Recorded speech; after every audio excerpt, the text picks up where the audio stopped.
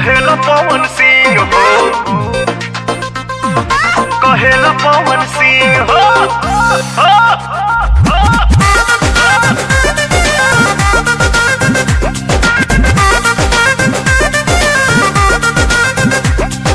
बना तू दिहले बाड़ू सबके अपन प्रेम दीवाना हो, अपन प्रेम दीवाना हो।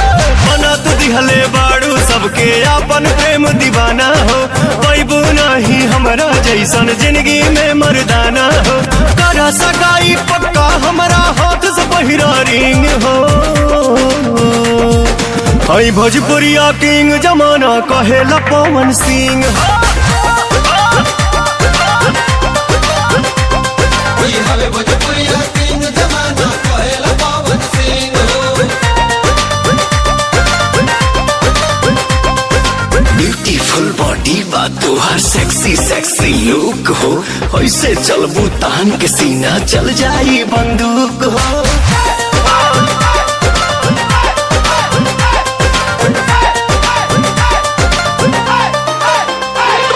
नाभि के नदिया से अखिया हटेल नहीं प्यारी हो, गोर देह गदराइल बाड़ू करे परी रखबारी हो, करे परी रखबारी हो।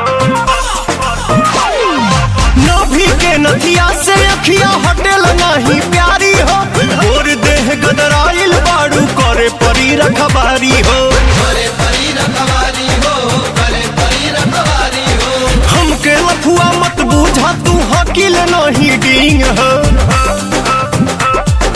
हई भोजपुरिया किंग जमाना कहेला पवन सिंह हो। भोजपुरिया किंग जमाना कहेला पवन सिंह हो।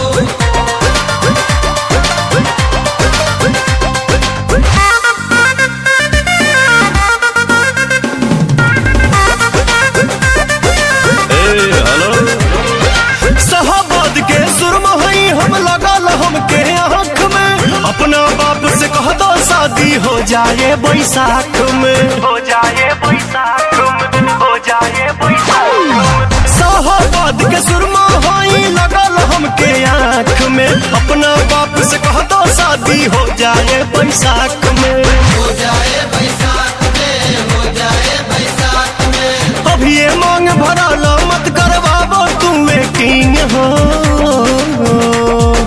हई भोजपुरिया किंग जमाना कहेला पवन सिंह हो।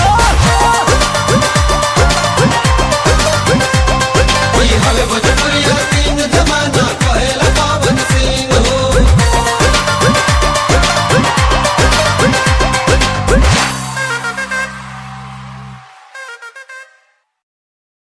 करा सगाई पक्का हमरा हाथ से पहिरा रिंग हो, हई भोजपुरिया किंग जमाना कहेला पवन सिंह हो।